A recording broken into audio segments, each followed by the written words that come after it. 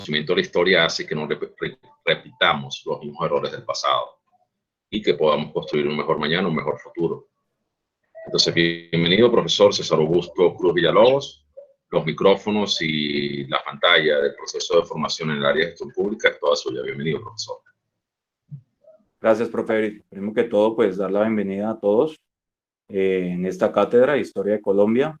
Gracias, profesor Eric, por invitarme a participar en este conversatorio de lo que es la historia de Colombia. De igual, contextualizando un poco, pues ya acá vamos a iniciar referente a lo que es nuestra historia. Hay que destacar lo que decía el profe Eric, es muy cierto. Conocer la historia, independientemente, estamos exentos de volver a repetir. Partiendo de esto, para todos buenas noches. Mi nombre es César Augusto Cruz Villalobos, docente de la Cátedra de Ciencias Sociales, Ciencias Políticas, abogado. De igual manera, pues vengo trabajando con el instituto y con la universidad donde trabajamos con el profesor Eric desde hace 17 años. Doy la bienvenida, señores concejales, y en este caso a las señoras y señoritas que están aquí conectados en este momento, que en total son casi 8 personas. ¿Listo? Dentro de este contexto, pues, no sé si pueden prender la cámara, por Dios, como para observar un poco. Dentro de este contexto histórico, partamos del proceso de lo que es Colombia en nuestra independencia, ¿cierto? Nosotros como país, como Colombia, tenemos dos fechas históricas muy importantes. Creo que normalmente uno las recopila por allá en el grado quinto, sexto, o la vuelve y la retoma por allá en el grado octavo. Estamos hablando de 1810, el 20 de julio, y el 7 de agosto de 1819. Ese proceso histórico se conoce como el proceso de independencia. Hay que destacar que dentro de todo este contexto de historia, estamos hablando del siglo XIX, siglo XX y siglo XXI, ¿cierto? 3 siglos hasta el día de hoy. Ahí partimos del siglo XXI. Dentro de este contexto, pues vamos 20 años.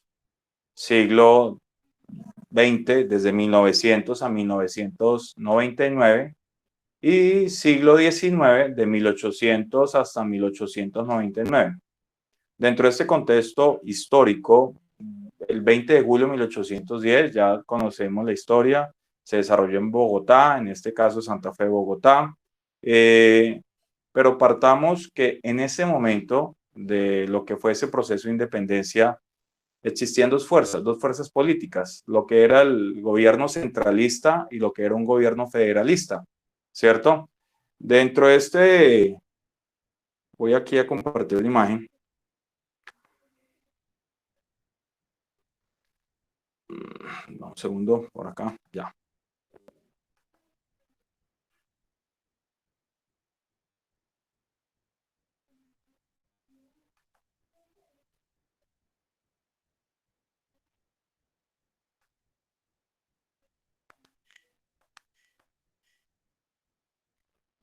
Hay que destacar, caballeros, está en lista, acá está César Augusto Sánchez Castillo, por ahí Farideh Gaviria, Héctor Orlando Valero, Julián Hinao, Pablo, Ronald y nos acompaña Sandra Carolina Mendoza, nuestro coordinador, el profesor Eric. Tengo dos divisiones, toda vez que del portátil está el video y de mi celular tengo el audio. Pues aíslo totalmente el ruido de mi casa a través de lo que es las manos libres y lo que es el celular. Por eso aparece 2 veces César Augusto Cruz ahí. ¿Listo? Dentro de este contexto, nosotros como país, como Colombia, como república, ese proceso de independencia que es bastante conflictivo desde 1810 hasta nuestra época, en donde todavía seguimos librando, batallando esas ideologías que nos tienen divididos. Hoy todo el mundo habla de polarización, independientemente ustedes que están representando parte de la población de nuestro territorio, estamos ahí metidos dentro de ese contexto, lo que es sociedad, ¿sí? Y para algunos y para otros nos señalan y nos estigmatizan. Entonces hay que sacar de ideología a las personas que están señalando, estigmatizando a este grupo de personas que los están tildando de derecha o los están tildando de izquierda. Entonces, volviendo acá un poco a 1810, algo así sucedía en 1810. Eran dos procesos ideológicos, los centralistas y los federalistas. Una ideología totalmente abierta a lo que se estaba presentando en ese proceso de independencia. Aquí destacamos un poco estos dos señores, que no es Uribe y no es Petro, sino es Antonio Nariño y es Camilo Torres, ¿cierto? En donde Antonio Nariño representaba la línea del centralismo y donde el señor Camilo Torres representaba la línea del federalismo. Eran dos ideologías que sin lugar a dudas, desde el principio, ¿sí? Desde el contexto de lo que fueron las revoluciones de los comuneros, lo que ellos buscaban era la independencia. Eso sí lo tenían claro. Los colonos, los hijos de los españoles, la tercera generación aquí en el territorio de la Nueva Granada, tenían claro que nos deberíamos de independizar. Pero nos independizamos y nos quedó grande directamente ser un país libre y soberano. Para los centralistas, ¿cierto?, que estaba en cabeza Antonio Nariño, que particularmente estuvo en prisión varias veces, se escapó en más de 4 ocasiones. Dentro de esto fue vicepresidente, después presidente del Congreso, en fin. Dentro de este gobierno centralista que se dio a conocer después de 1821, con la Constitución de Cúcuta, con la creación de la Gran Colombia, pues ellos querían un establecimiento de gobierno central y único, un solo gobierno, quien daba las órdenes a todo el territorio nacional, con formación de un Congreso que dicte las leyes para todo el territorio nacional, algo lo que hoy en día es nuestro Congreso. Hoy en día nuestro Congreso es bicameral, ustedes tienen este conocimiento, ustedes hacen parte de esta línea de lo que es la democracia, fueron elegidos directamente para representar al pueblo e igual manera ejercer un control político referente a los alcaldes. ¿Listo? La unificación de todas las provincias del país alrededor de una sola constitución. Esto era una especie de salpicón, cada provincia tenía su propia constitución, dependiendo de lo que amaneciera, así mismo se creaban las leyes. Entonces cada provincia tenía su propia constitución e igual manera lo que se buscaba dentro de esta ideología centralista era crear una sola constitución y así se logró desde 1821 con la constitución de Cúcuta impulsada directamente, por Francisco de Paula Santander, por Antonio Nariño y por Simón Bolívar, la Santísima Trinidad, Palacio y Blanco. Bueno, en fin, dentro de este contexto se crea la Constitución de 1821. Creación de un ejército único nacional.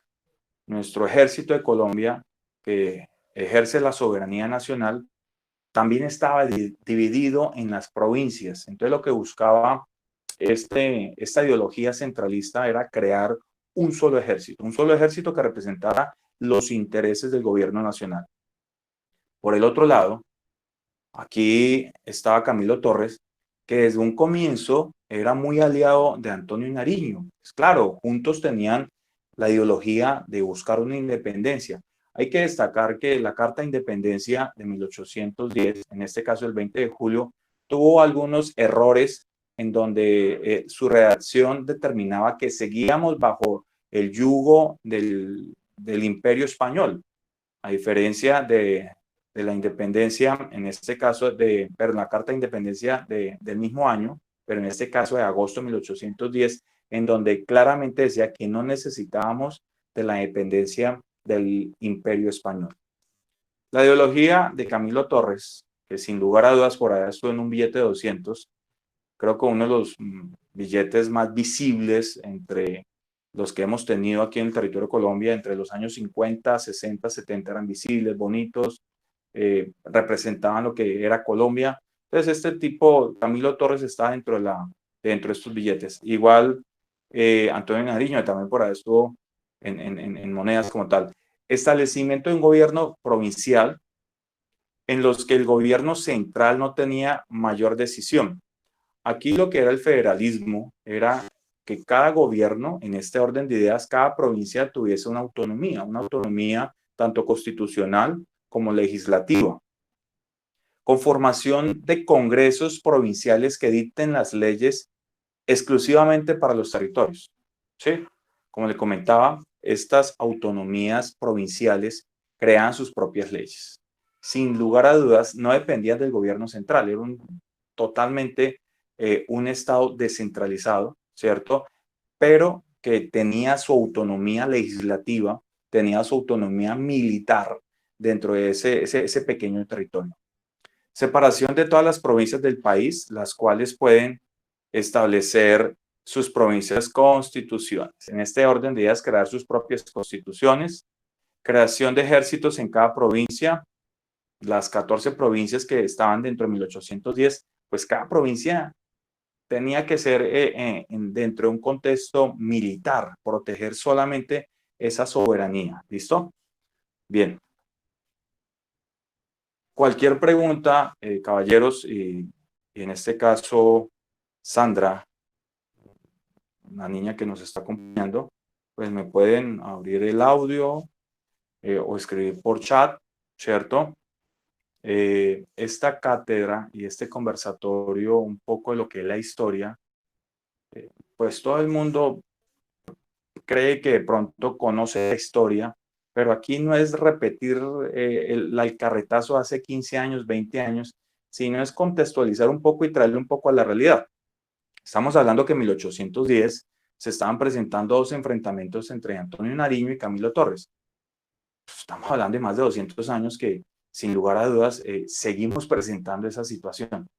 Entonces, es algo terrible en donde después de más de 2 siglos, este contexto de nuestra historia se vuelve a repetir desde un punto de vista totalmente diferente en tiempo, modo e igual manera con otros personajes. Sí, otro tiempo, las mismas circunstancias, 2 líneas e igual manera otros protagonistas. Por eso es importante que esta cátedra de lo que es la historia y ciencias sociales permanezca ahí. ¿Listo? Permanezca en los colegios, permanezca en las universidades e igual manera genere espacio de debate. Ese espacio que ustedes también, sin lugar a dudas, tienen debate desde su consejo. ¿Sí? Ese control político que ustedes ejercen frente al municipio que están representando, frente a ese señor alcalde o frente a esa señora alcaldesa, eso es lo que es la historia, ciencias sociales.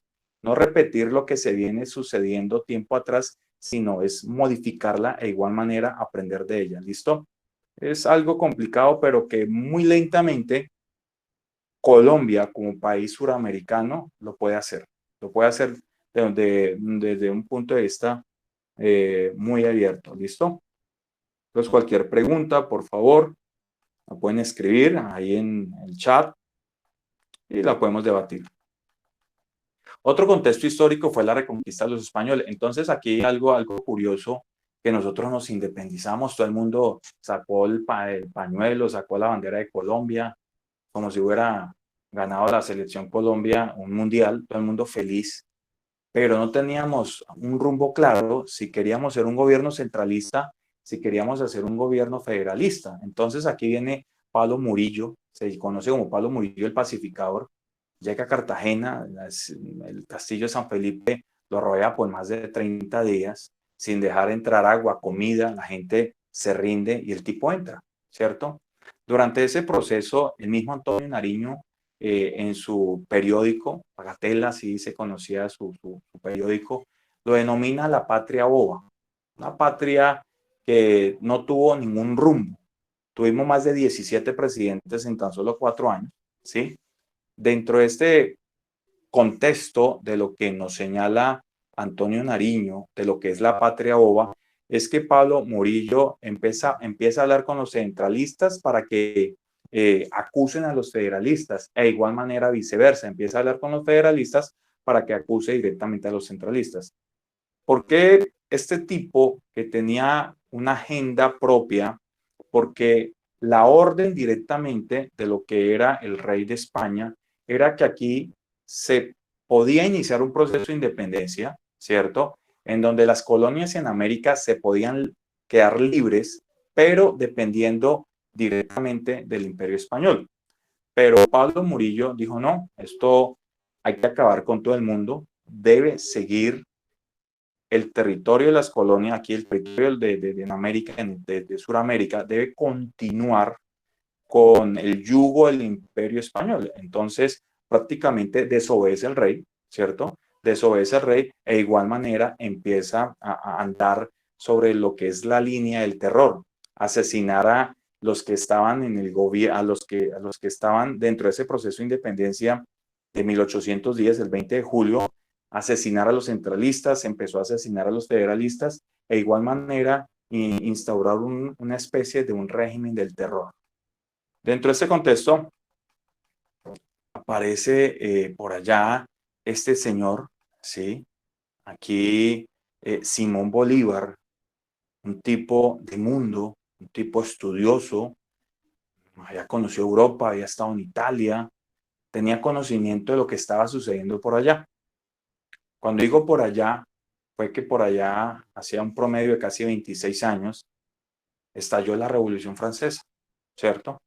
Hay que destacar que primero se independizó Estados Unidos que lo que fue la Revolución Francesa. Dentro de este contexto, Simón Bolívar tenía una ideología clarísima en donde aquí en América, en Sudamérica, se necesitaba tener un gobierno independiente. Gobierno independiente que empezó a buscar aliados, porque ya Pablo Murillo había eh, establecido un régimen del terror. El gobierno o el imperio español había retomado otra vez el control de aquí, de Sudamérica, y el contexto de lo que fue Simón Bolívar, Francisco de Paula Santander, un niño de 17 años que tenía toda la barraquera del mundo, pues empezaron a encontrar en estas cosas más circunstancias de unión militar para derrocar directamente al Imperio Español. Lo lograron, 7 de agosto de 1819. Usted lo conoce muy bien, todo el mundo saca la bandera, otros se van a pasear, otros se van al río, en fin, otros ni van a trabajar porque por ley todo el mundo descansa el 7 de agosto. Dentro de este mar, ¿sí? Se crea la Gran Colombia. Como pueden observar el mapa, la Gran Colombia se crea en 1821. Se independiza lo que era Caracas, Quito, la Nueva Granada, y había un territorio muy pequeño que no hacía parte de la Nueva Granada, que era Panamá. Panamá se independiza también en 1821. Panamá no tenía esa fuerza militar, no tenía ese poder de liderazgo como era Simón Bolívar, como Francisco de Paula Santander, y le solicita a estos próceres que si pueden hacer parte de esta coalición, de esta unión territorial. Entonces se conforma la Gran Colombia en 1821. Colombia, hoy en día, Venezuela, hoy en día, Ecuador y Panamá. Simón Bolívar, en sus primeros 5 años de gobierno, delega la presidencia a Francisco de Paula Santander, lo cual lo hace muy bien, y Bolívar sigue la campaña libertadora, que también es otra línea de lo que es el proceso de independencia en Sudamérica. Pero acá, antes de ese Bolívar tenía unas diferencias totalmente, en este caso, polo opuesto de Francisco de Paula Santander, en donde al final gana el gobierno centralista y se instaura una constitución llamada la Constitución de la Gran Colombia de 1821, una constitución centralista, que son las ideologías que acabamos de ver de por ahí Antonio Nariño. Dentro de este contexto, Simón Bolívar se fue, ¿sí? A los pocos días, sin mediar palabras, en este caso, a los pocos años, llega Simón Bolívar. Simón Bolívar llega a tomar el control de lo que fue el territorio de la Gran Colombia. Francisco de Paula Santander, después de 4 años y medio, 5 años de estar en el poder es muy bonito, y por eso históricamente los países democráticos establecen que un gobierno debe ser transitorio, las instituciones deben prevalecer, ¿sí? Por eso, tanto los gobernadores como los alcaldes y como el presidente de la República son transitorios y las instituciones deben permanecer. El edificio de la alcaldía está ahí, el edificio de la gobernación está ahí, y ahí está el palacio, la Casa de Nariño. Los seres humanos son de paso, porque la historia ha demostrado que un tipo, ¿cierto? Sea hombre, sea mujer, que le guste el poder, ¿cierto? Sus allegados lo van a convertir en un tirano. No lo digo yo, ni César Augusto Cruz Villalobos. Y aquí yo no puedo decir que soy de allí o soy de allí. Lo que yo les digo a ustedes es la historia. Entonces, convertir a un tipo, a un hombre como Dios, como el único salvador, pues lo puede volver a convertir en un tirano. Sucedió en lo que fue en Roma, en Grecia, en Francia, con Napoleón Bonaparte, lo que sucedió en Italia, lo que sucedió en Chile, en Argentina, y un sinnúmero de países que podemos traer aquí a colación. Dentro de este contexto, el poder, este poder que a veces es dañino, donde se convierte en un hombre, es malísimo. Entonces es transitorio ese poder. Aquí le sucedió a Simón Bolívar. El tipo se llena de poder, crece, ¿cierto? El tipo independientemente dice, soy el libertador, soy el hombre que viene a tomar el control de la Gran Colombia y me quiero quedar eternamente. Lo que no decía Francisco de Paula Santander, decía, no, esto es transitorio, Bolívar. Esto aquí uno no se puede quedar eternamente, si no nos va a suceder como Napoleón Bonaparte. Vino con la Marsellesa cantando el himno de Francia y después el mismo Napoleón Bonaparte se nombró emperador. Túmbale la monarquía francesa, tumba a Luis XVI, a María Antonieta, estableciendo que la democracia es como la de Estados Unidos y después se convierte en un tirano, en el protector del imperio francés. Aquí Bolívar tuvo bastantes diferencias, a tal punto que Francisco de Paula Santander le dice, Bolívar, usted es el presidente, tenga las llaves de la casa, tenga las llaves de la casa, está usted el presidente. Los allegados de Francisco de Paula Santander no le gustó mucho lo que sucedió. Entonces, hay que destacar que Bolívar había quedado viudo, tenía una amiga en donde Bolívar nunca la señaló como ni esposa, ni cónyuge, ni amante, ni novia, ¿sí? Dentro de esta estaba la señora Manuelita Sáenz, pero que convivía con Simón Bolívar. Estaba ahí en la casa. Los allegados de Francisco de Paula Santander se conoce como la Noche Septembrina, un 25 de septiembre de 1828. Esa noche septembrina fue algo sangrienta para los guardianes de Simón Bolívar, hoy se conoce como la Guardia Presidencial, en donde llegaron asesinando a los guardianes, en este caso a los protectores de la seguridad de Simón Bolívar.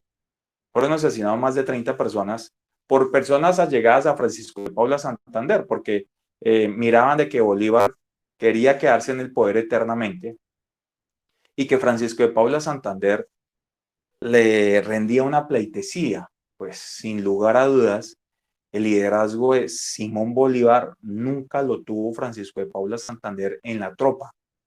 Francisco de Paula Santander sí era un líder nato político, ¿sí? Un líder en donde podía construir un país, pero Bolívar le ganaba en el peso militar. La imagen de Bolívar en la tropa militar superaba 1000 veces al señor Francisco de Paula Santander. Aquí estamos hablando de historia, ¿sí? Aquí no puedo, que bueno, Simón Bolívar sin lugar a dudas tenía una imagen muy fuerte sobre la tropa del Ejército Libertador, lo que no tenía Francisco de Paula Santander. Entonces, le respetaba bastante, a tal punto que tenían una bonita amistad. Entonces, los allegados de Francisco de Paula lo asesinan a la Guardia Presidencial y la fotografía que ustedes ven ahí es Bolívar saltando a la ventana del baño. Tipo salta y se queda por ahí 2 noches debajo de un puente porque Manuelita Sáenz le dice a Bolívar, lo van a matar, viejo, váyase de acá. Tipo salta a la ventana, se conoce como la noche septembrina. Bolívar empieza a hacer las investigaciones y dan como uno de los autores directos a Francisco de Paula Santander. La condena era la muerte, era traición, era la muerte a Bolívar, al libertador. Bolívar le perdona la vida y lo expulsa y lo envía a Quito. Viene todo el proceso de la enfermedad de Bolívar, la quinta en lo que es Santa Marta, fallece Bolívar, e igual manera viene la disolución de la Gran Colombia. Esa disolución de la Gran Colombia, sin lugar a dudas, lo que generó fue una división territorial.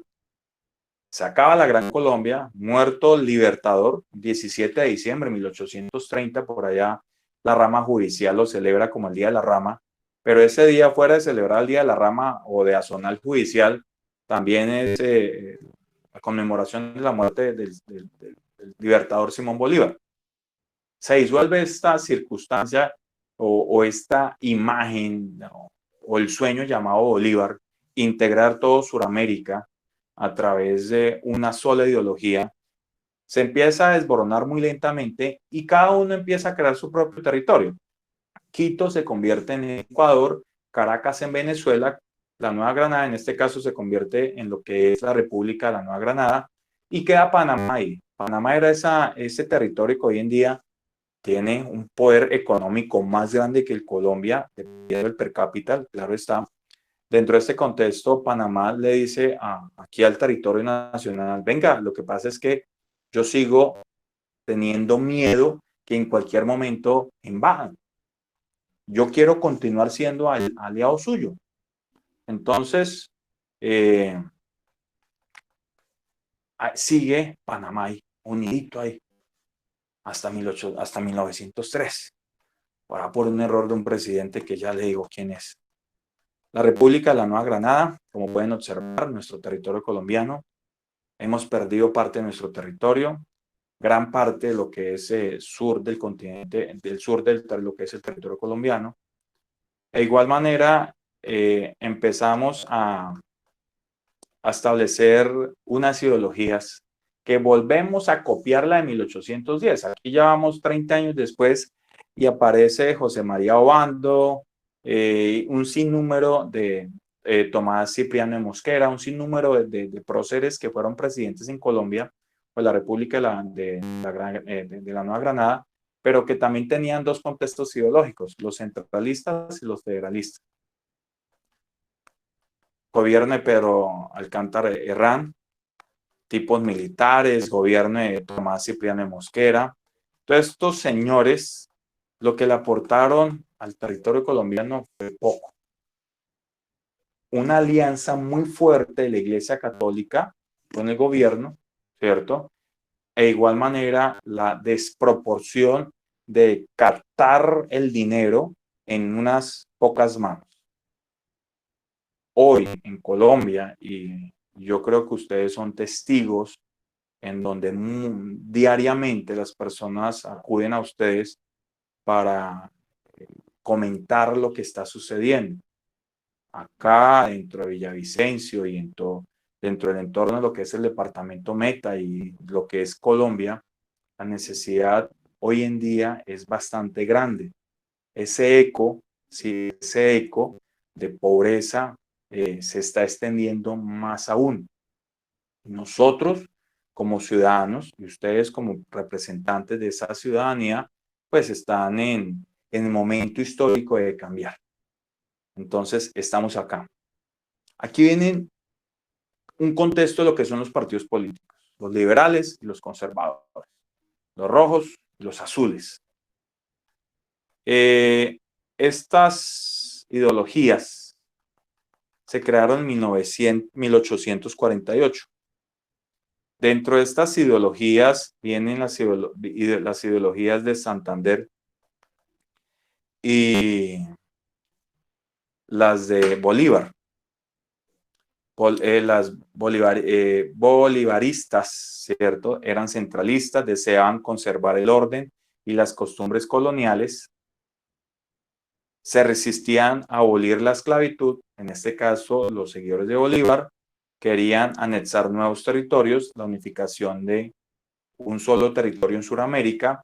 Santander, por su caso, eran federalistas, deseaban abolir el orden colonial, en este caso, abiertamente establecer un régimen más autónomo en sus territorios, en sus provincias, apoyaban la abolición de la esclavitud, consideraban que el territorio del país debía ser solo de la Nueva Granada. Bueno.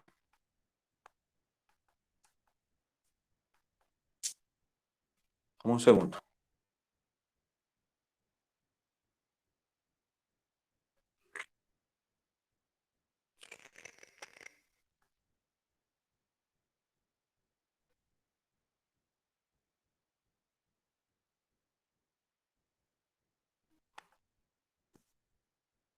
Un minutico, por favor.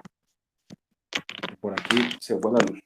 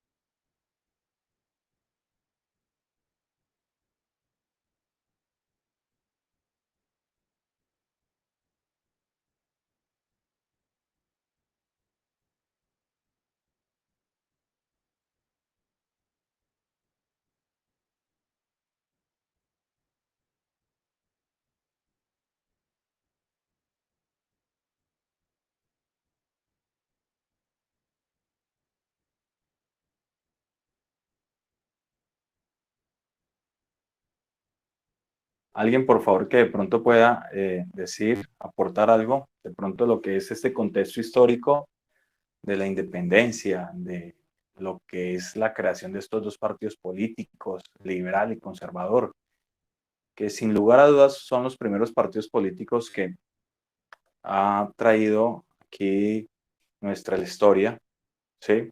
El Partido Liberal, el Partido Conservador. Entonces, no sé si alguien quiere intervenir.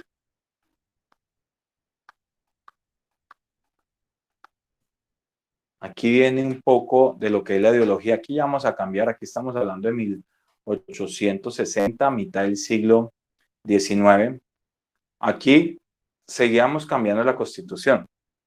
Constantemente veníamos modificando la Constitución hasta Rafael Núñez con la Constitución de 1886, Constitución que se denominó Constitución Nacional de Colombia.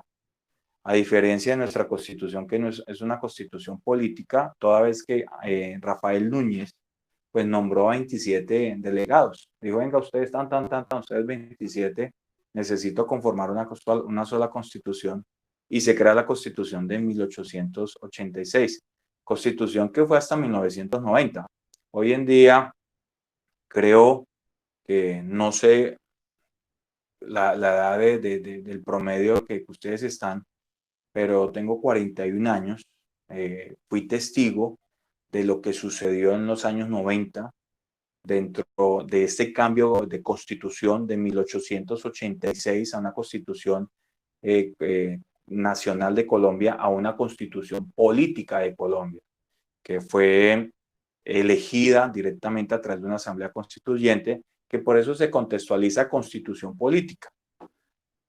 Aquí volvemos y retomamos mitad del siglo XIX, que fue el Partido Liberal y el Partido Conservador.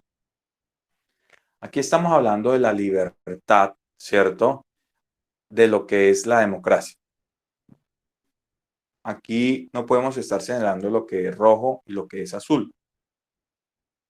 Normalmente me gusta decirle a las personas que pues contextualicemos un poco a través de lo que es la historia. Hay unos libros muy interesantes acá, de Mario Mendoza, de William Ospina, ¿sí? Del pueblo nunca le toca, de Álvaro Samón Becerra, Gustavo Álvarez Gardiazabal. En fin, estos libros de escritores colombianos que han retomado un poco la historia y de igual manera la han traído de una manera pintoresca, más creativa, para que los jóvenes, para que las personas lo lean, ¿sí? Entendamos un poco nuestra realidad.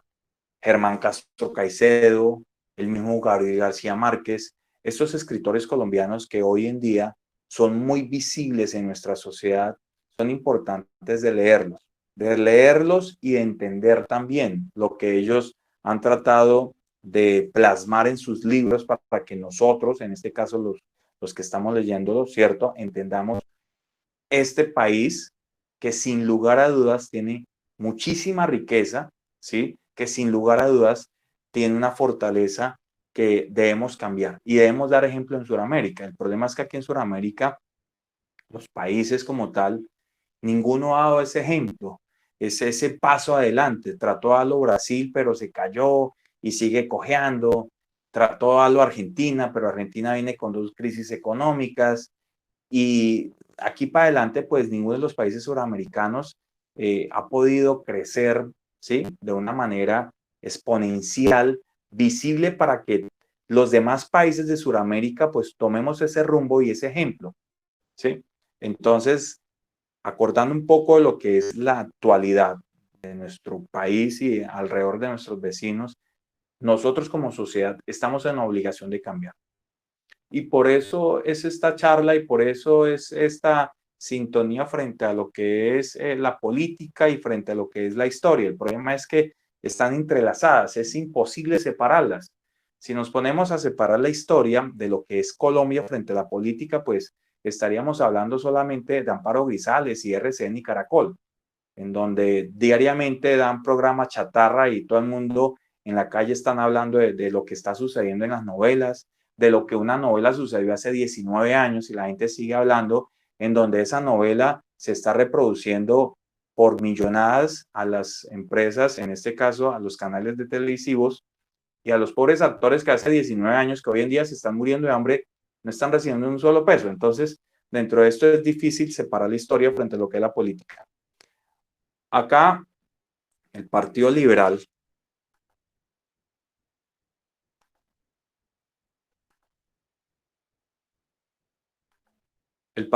tenía unos pensamientos bien claros: separación de la iglesia y el Estado.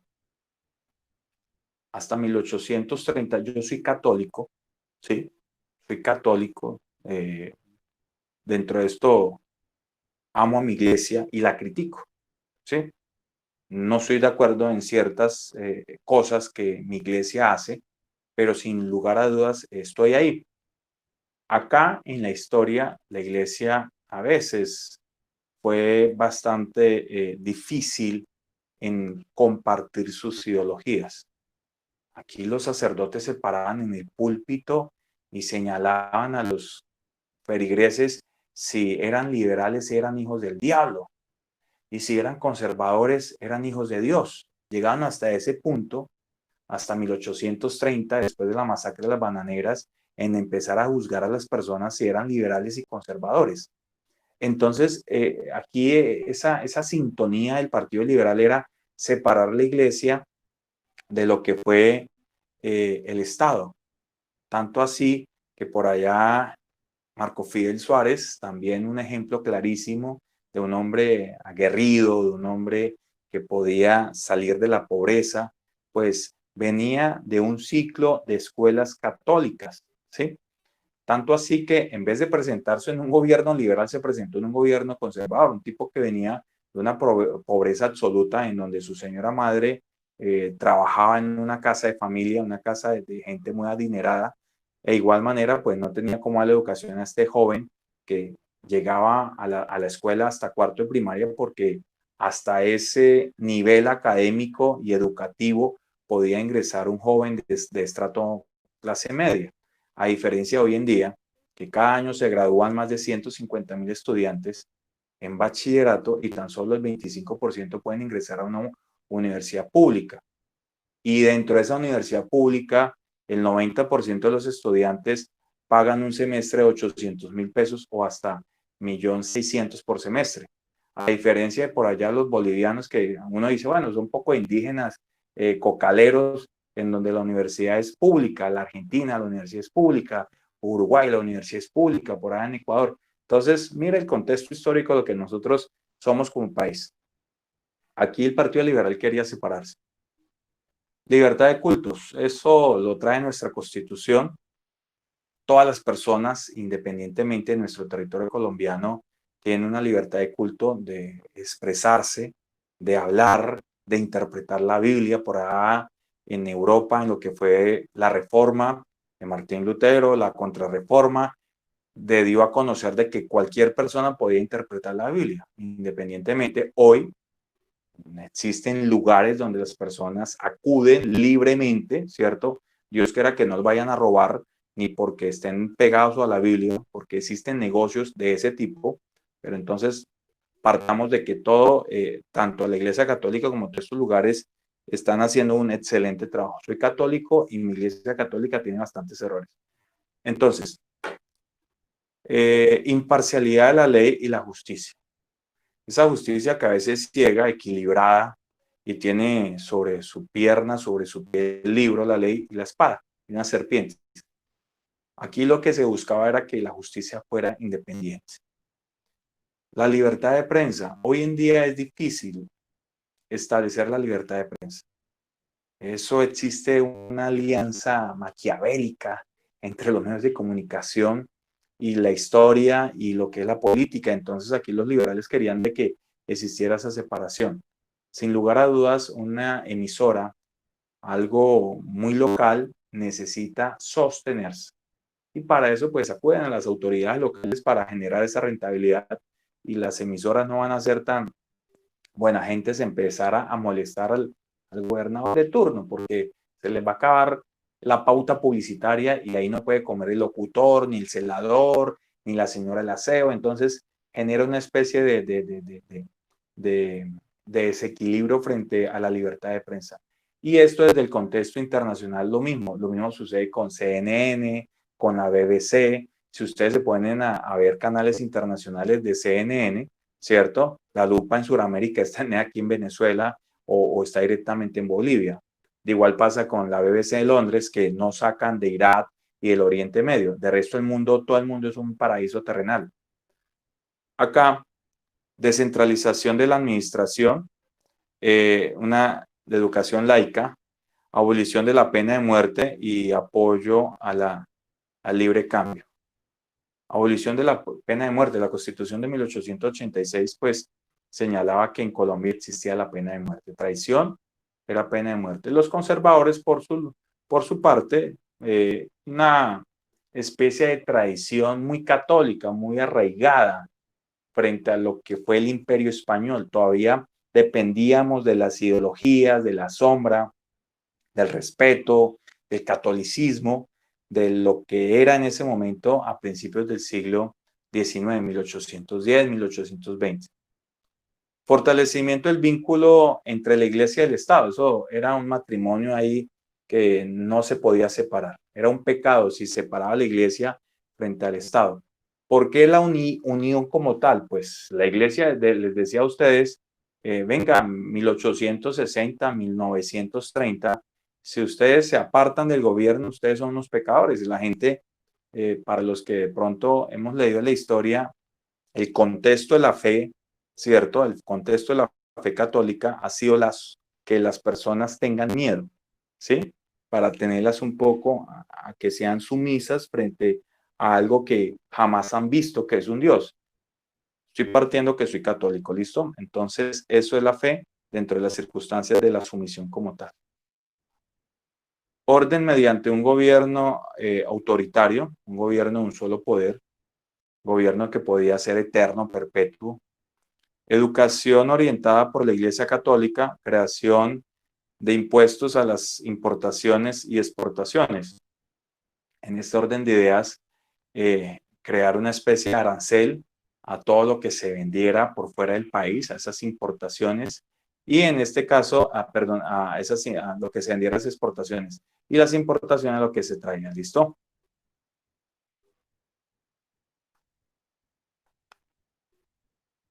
Bueno, esto es un libro de historia, lo que es ciencias sociales.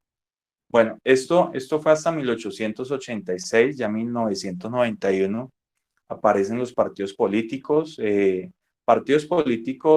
hoy en día tienen bastante visibilidad en todo el territorio nacional. Estamos hablando que son más de 23 partidos, tienen su personalidad jurídica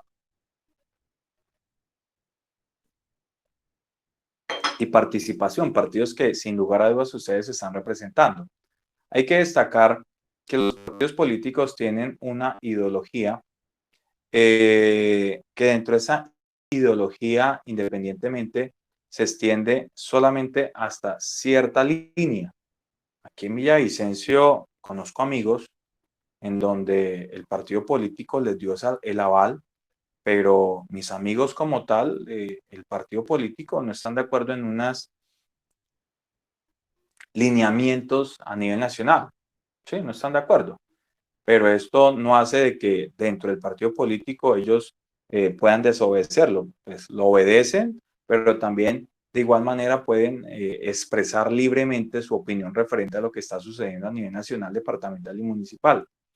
Nuestra Constitución de 1991, ustedes fueron testigos, pues digo ustedes porque no conozco el contexto de la edad de ustedes, asumo de que están dentro por encima de los 25 años, 26 años.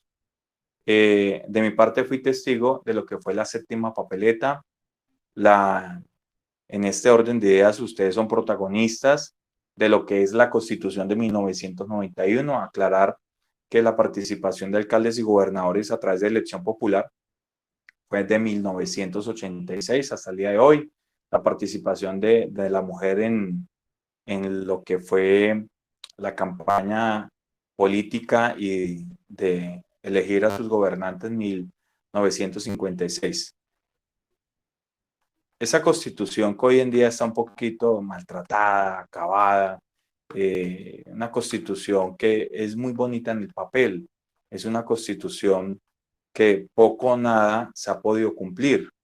Un ejemplo, la educación sin lugar a dudas es el pilar de una sociedad. Si nosotros como sociedad no nos educamos, no educarnos en tener un cartón y colgarlo ahí, eso no es educar una sociedad. Educar una sociedad es establecer de que los jóvenes a partir de los 16 años puedan participar libremente. En establecer que las personas mayores de 18 años participen libremente sin necesidad de que se les engañe. La Constitución de 1991 llegó a tal punto que señala que la educación debe ser gratuita, pero tan solo el 25% de los estudiantes que terminan su ciclo académico pueden ingresar. Establecer que desde hace más de 38 años no se construye una universidad en Colombia, ¿sí? Una universidad pública, en donde hoy en día las universidades públicas dependen más de la matrícula del estudiante, que prácticamente se ha convertido en matrículas privadas, en donde el estudiante poco o nada debe pagar para poder ingresar a estudiar. En estos días de pandemia, los estudiantes de estas universidades que han tenido esa posibilidad de ejercer esa protesta pacífica, igual manera, pues a través del gobierno nacional que entregó recursos a los departamentos y a los municipios para que la matrícula fuera cero.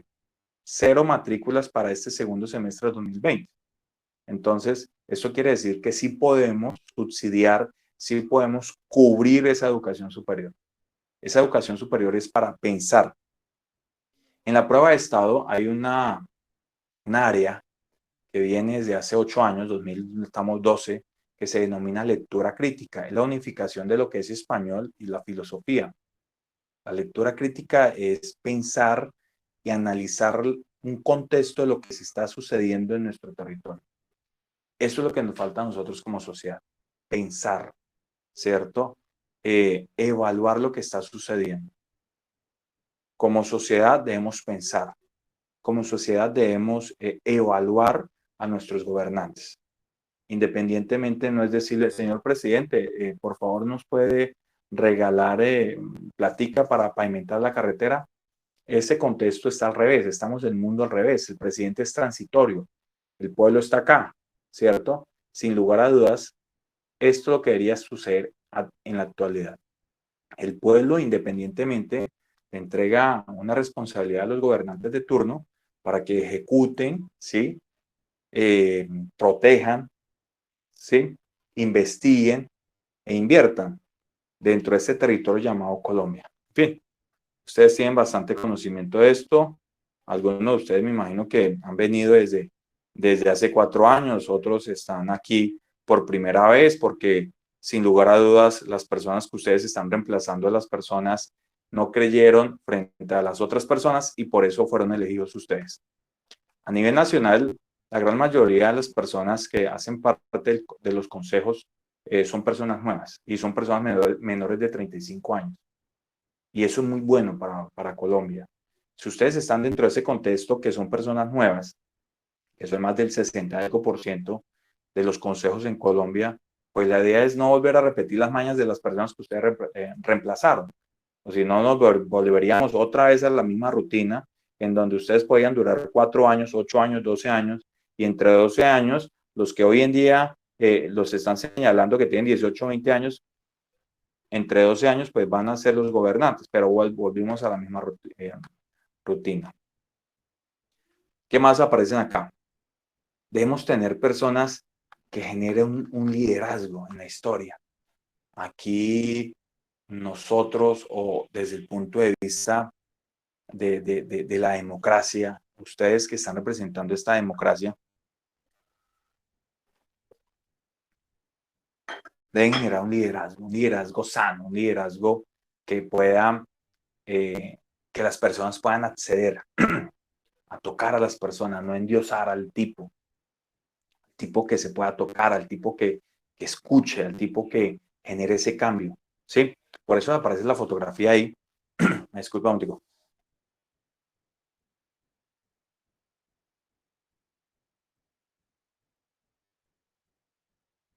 Por eso aparece la fotografía ahí, donde la niña está parada al frente del salón de clase. Yo me acuerdo muy bien que cuando yo estaba en el colegio, el profesor decía, ¿quién quiere hablar? Y poco o nada los estudiantes pues salían o hacían una exposición. 40 estudiantes, estoy en un colegio público, como todo colegio público hay 45 estudiantes, 50 estudiantes, pupitres con compañía y salían 5 o 6 estudiantes. Hoy en día el estudiante se expresa más, pues tiene este aparatico que se llama celular y cualquier palabra que uno diga automáticamente lo están consultando.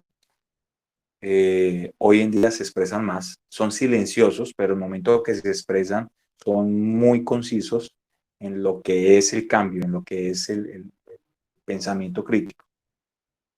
Y ustedes como personas que están visibles dentro de sus municipios, deben ser esos líderes que representen a una comunidad.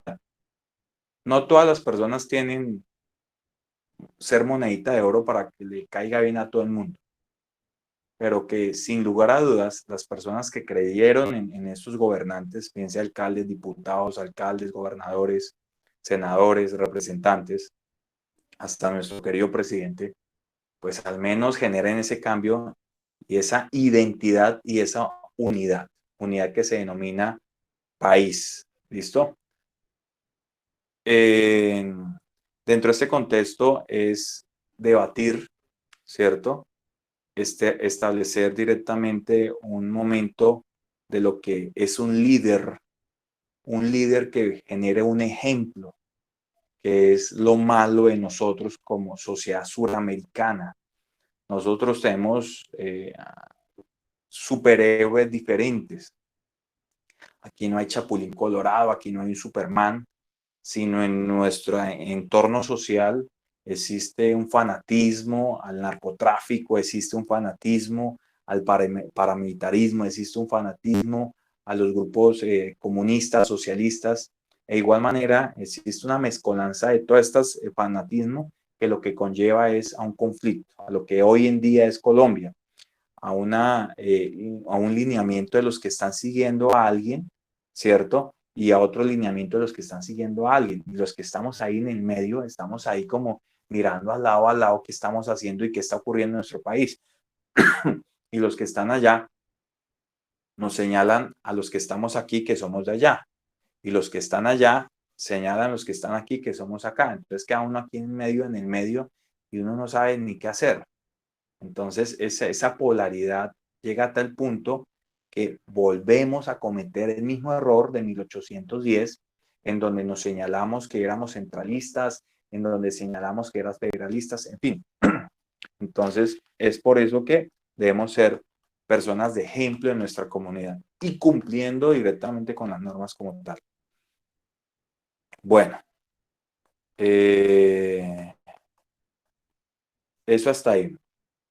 Otro contexto, voy a dejar aquí de compartir.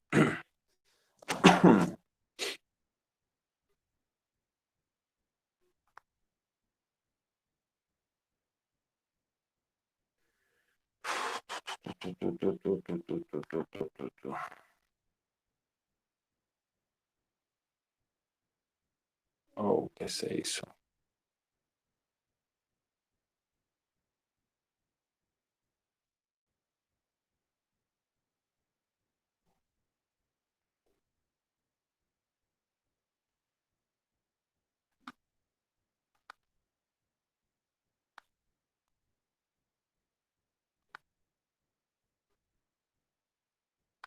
Eso lo vamos a decir muy rápidamente acá.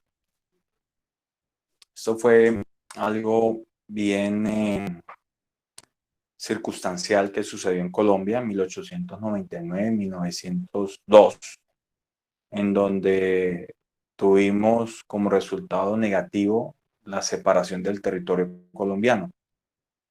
El conflicto entre partidos de liberales y el Partido Conservador. En todas las guerras en Sudamérica siempre ha existido un protagonista, para bien o para mal, pero ha estado en el medio, que es Estados Unidos. En la guerra de los 1000 días, no podemos separar, Estados Unidos estuvo ahí involucrado. Hay que destacar que Panamá, nosotros como territorio, teníamos la idea de construir un canal, ¿sí? Dentro de ese canal era la puerta entre Europa y Asia, en donde Europa pues tenía la industria, en donde Asia estaba creciendo, ¿cierto? Estamos hablando finalizando el siglo XIX, y estaba Panamá ahí, que hacía parte del territorio colombiano. Era parte de lo que era la República de Colombia, la república que construyó a través de la Constitución de 1886, que era muy conservadora, la de Rafael Núñez. Pero Estados Unidos quería más. No solamente quería que Colombia contratara a una empresa estadounidense para la construcción del canal, sino quería el control absoluto del canal. Empezó a gestarse un descontento por parte de los liberales a los conservadores, en donde la Constitución del 86 era muy conservadora. Pena de muerte, la educación era hasta cuarto de primaria, perdón. Y los liberales, a través de su líder nato, Rafael Uribe Uribe, empezaron a impulsar una revolución a tal punto que los pobres campesinos, a través de sus machetes, palos, piedras, se enfrentaron con el gobierno y se enfrentaron con el ejército. Estamos hablando de 1901, 1902, en donde el ejército colombiano no es ni el 0.5% de lo que es el ejército hoy en día, un ejército profesional, un ejército constituido, un ejército que sin lugar a dudas es una de las fuerzas más visibles de lo que es el territorio nacional. Pero en ese momento nuestro ejército era diezmado, calmado, no superaba los 5.000 hombres. Y prestar el servicio obligatorio no era obligatorio lo que hoy en día es. Y eso ya está mandado a recoger. Prestar el servicio obligatorio, en caso que ustedes de pronto vayan a crecer políticamente, y Dios quiera que sea así, porque es el anhelo de toda persona que está trabajando dentro de lo que es la política. Crecer políticamente es escalar en la política, alcaldía, gobernación, senador, diputado, representante de la Cámara, presidencia. El servicio militar en Colombia debería ya estar muerto. No, es un contexto que no debería existir ya. Eso es una plática que se está ahorrando directamente y están mandando a los pobres campesinos y a la gente pobre a que sea reclutado obligatoriamente, a prestar un servicio militar que para ellos no es satisfactorio ir a entregar 2 años de su vida, en donde hoy en día se está gestando otra vez esa política de guerra. Niños entre los 18 y 23 años, porque son niños que son obligados a prestar el servicio. Para esas circunstancias está el ejército profesional. Anteriormente era voluntario, hoy en día son soldados profesionales que también han crecido y se han ganado un espacio dentro de esa legislación. Son hombres que ganan un buen sueldo, están protegidos por una legislación especial, en fin. Eso es lo que es crear una fuerza pública profesional, no el servicio obligatorio como lo que está sucediendo hoy en día. ¿Listo? Bien, es un punto aparte de lo que a veces me gusta que las personas entiendan. Entonces aquí el ejército era un poco pobre, llamémoslo así, militarmente, y entonces Estados Unidos le dice, venga, ahí les voy a regalar 5.000 fusiles para que ustedes defiendan al territorio nacional. Entonces Colombia, buena parte lo recibe, ¿cierto? Le dice, bueno, Estados Unidos, muchas gracias. Recibe los 5.000 fusiles y empiezan, pues sin lugar a dudas, a abrir meña entre lo que era el pueblo campesino y lo que era el ejército. Pues armas contra peinillas y palos y piedras, pues ganan las armas. A tal punto que sin lugar a dudas fallecen más de 200.000 personas.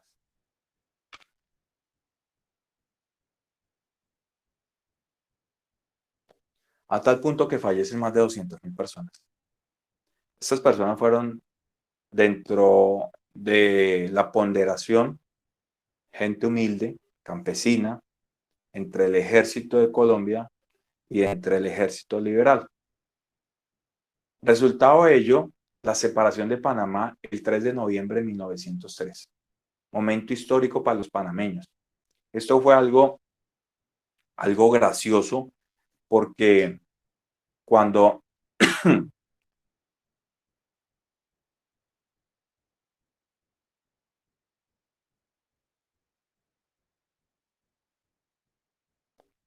Esto fue algo gracioso porque cuando Colombia firma la independencia, Colombia envía una delegación en el Océano Pacífico. Esa delegación duró más de 5 días en unos barcos estadounidenses. Ninguno sabía hablar inglés, ni escribirlo, ni nada por el estilo, pero sí se embriagaron, comida, mujeres, y firmaron. Lo que no creían estas personas que fueron enviadas por el gobierno era que estábamos aceptando la separación de Panamá. Colombia se vino a enterar casi 2 meses después porque en Ecuador había una convención. Dentro de esa convención estaban los embajadores de cada uno de los países. Entonces llega el embajador de Colombia, Ecuador, y en la silla al frente observa que dice Panamá. Eso quiere decir de que el tipo que estaba allá era el embajador del país Panamá. Y Colombia, pues se vino a enterar a los 2 meses. Panamá ya había hecho una negociación con los Estados Unidos en donde había aceptado que Estados Unidos desembarcara más de 15.000 soldados marines en el territorio panameño y que a partir de 1904 se construyera y se empezara a socavar el Canal de Panamá. Canal de Panamá que duró 10 años en su construcción. Hasta 1914 murieron más de 20.000 personas debido al abandono por parte de la empresa, debido a la explotación laboral y un sinnúmero de elementos que la historia ha señalado ahí en la construcción del Panamá, del Canal de Panamá. Entonces Colombia, aterrado porque al otro lado de la mesa de los embajadores de Sudamérica estaba Panamá. Se vino, se enteró, el embajador llamó, venga, es que Panamá, venga, Panamá es de nosotros, ¿o qué? Y Colombia crea un ejército de más de 5.000 hombres, en donde hoy en día se conoce como la carretera panamericana, carretera que fue firmada en 1948 cuando se crea la Organización de Estados Unidos, Organización de Estados Americanos, en donde la carretera iba desde el norte hasta el sur, hasta la Patagonia. Si ustedes se pueden a ver el mapa de Google, de las vías, el único pedacito donde esta carretera no se une es entre Panamá y Colombia. Ese pedacito se conoce como el tapón del Darién, ¿sí? Y esa carretera debía ser construida hasta 1958. Esa carretera panamericana integra todo el continente americano. Fue un tratado que se firmó aquí en Colombia, aquí en Bogotá, en 1948, cuando se crea la Organización de Estados Americanos, la OEA, en donde se construye la integración de América en una sola carretera. Y el único punto negro, llamémoslo así, que esa carretera no se ha integrado es por el tapón del Darién. Algunos hablan de que ha sido por parte de la protección del medio ambiente, que es muy costoso, que para eso está el avión. Bueno, han sacado miles de circunstancias. Entonces, ese es el punto que todavía esta carretera, la carretera panamericana, no se ha unido. Debido a ello, los panameños negocian con Estados Unidos, dice, construyan el canal de ustedes, administren ese canal por 90 años. A nosotros no nos interesa. Lo que nos interesa a nosotros es que nos independicemos de Colombia. Poco de individuos que han gobernado allá en Colombia y nos tienen abandonados. Entonces los panameños, el 3 de noviembre de 1903, Colombia, sin lugar a dudas, queda así cerrada porque Estados Unidos obliga a los países en esa convención. Estados Unidos hace la votación, venga, necesito 6 votos para constituir de que Panamá sea un país. Ecuador, Venezuela, Brasil, Argentina, necesito sus votos, háganme caso. Los países aceptaron de que Panamá es un país independiente y Colombia, por obligación y por imposición, le tocó dejar de que Panamá se independizara. Eso frente a la construcción del canal de Panamá. ¿Listo? Entonces, ustedes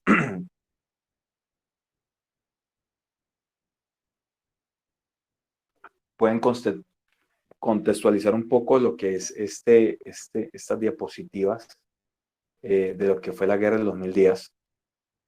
Otras diapositivas que aparece acá Venga, sí, lo deja ver acá.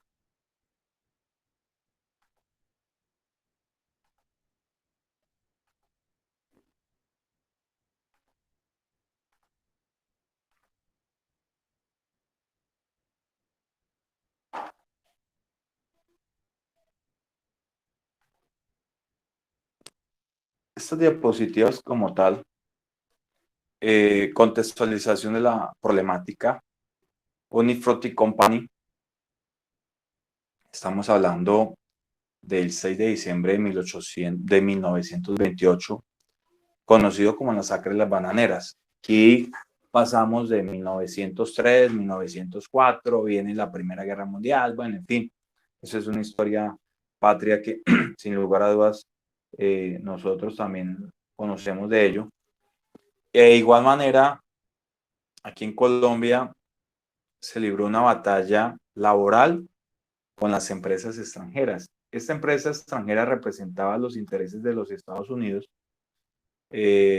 allá en lo que era el Océano Atlántico, en ese territorio, se encontraba esta empresa. Esta empresa tuvo bastantes inconvenientes, no solamente aquí en Colombia, sino en el centro y en el sur del continente americano. Empresa que representaba los intereses de los Estados Unidos. Dentro de este orden de 1928, diciembre 5 y 6, los trabajadores de lo que era acá, en el norte del continente colombiano, exigían lo que hoy en día son los derechos laborales. Hay que destacar que el gobierno de turno aceptaba que estas empresas llegaran acá, se asentaran acá, ¿cierto? Como decirle, vengan, inviertan acá, que ustedes pueden contratar a las personas en Colombia como ustedes quieran, ¿sí? Aquí no hay derechos, aquí las personas se pueden contratar, subcontratar, tercerizar, en fin, algo que hoy en día en el 2021 no sucede, bendito Dios. Entonces, dentro de esas características viene lo que fue esta línea de tiempo. Dentro de esta línea de tiempo, las personas que estaban aquí solicitando este cambio se toman esta empresa, se la toman, la secuestran, pero con un fin que hace referencia a un cambio, la exigencia de nuevas prestaciones laborales, la exigencia de una jornada de trabajo, de un salario digno, de dentro de esto sanidad, salubridad, clínicas, puestos de salud al lado de las empresas, contratación a las personas mayores de 21 años. Aquí en estas empresas contratan hasta niños de 14, 15 años y les pagaban centavos de peso. Entonces lo que querían los trabajadores no era otra idea de que querían cambio y querían un cambio de verdad. Estados Unidos, por su parte, amenaza a Colombia en donde dice que si la empresa no se libera, están invadiendo soberanía del territorio estadounidense y que por derecho propio ellos pueden invadir el territorio colombiano. Entonces se encomiendan al militar, el coronel Carlos Cortés Vargas, quien declaraba que toda la reunión, ¿cierto?, de esta convención de trabajadores fuera un diálogo entre los trabajadores y el gobierno. Este tipejo, el coronel Cortés, antes de la masacre sucedió el 6 de diciembre, estamos hablando del 4 de diciembre, le dice a los que representaban a los trabajadores que busquen un sitio neutral para poderlos dialogar. Las personas accedieron a las pretensiones de este señor, llegaron a este sitio neutral en donde eran más de 20,000 trabajadores, llegaron a este sitio, pero oh, sorpresa que fueron recibidos, en este caso fueron asesinados. Nadie supo quién dio la orden de asesinarlo. Lo único es que cuando llega el ejército de Colombia con el coronel Cortés, pues se encuentran a los voceros de los trabajadores de los bananeros asesinados. Entonces esto hizo que los trabajadores crecieran más su anhelo de pelea de igual manera la intervención militar fue inminente el 6 de diciembre de 1928. El gobierno habla que tan solo murieron 400 personas. Gabriel García Márquez habla de 1.400. Otros libros hablan de más de 2.400. Pero de toda esta situación, sí quedó claro que Colombia debía cambiar la legislación laboral. Y así lo hizo poco tiempo después. Esto se conoce como la masacre de las bananeras, que sin lugar a dudas, para algunos retractores del gobierno hablan de que esto fue una injusticia, para otros dicen que no, que esto se podía cambiar. Bueno, aquí hay diferentes puntos de vista. Bueno, no sé si alguien quiere aportar algo, por favor.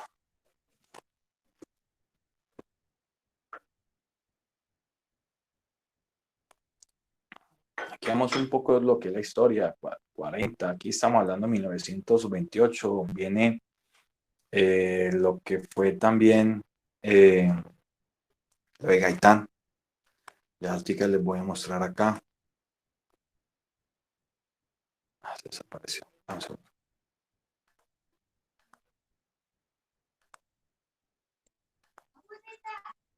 Buenas noches. Buenas noches, Rafael Antonio. Además, Sí, señor, buenas profesor. noches. Señor, ¿qué Buenas tal? noches. Bien, Por bien. aquí del municipio, por aquí el municipio de Mongua. Muy interesante, interesante recordar, ¿no? Porque igual en la escuela y en el colegio pues se ve esta cátedra, pero Sí, no hacía a señor. fondo. Pero interesante volver a recordar esos puntos claves y de dónde venimos y quiénes Sí, señor. somos. Hoy en Sí, día la honra. juventud desafortunadamente no ven a fondo como lo vimos nosotros. Yo es una persona que tengo 52 años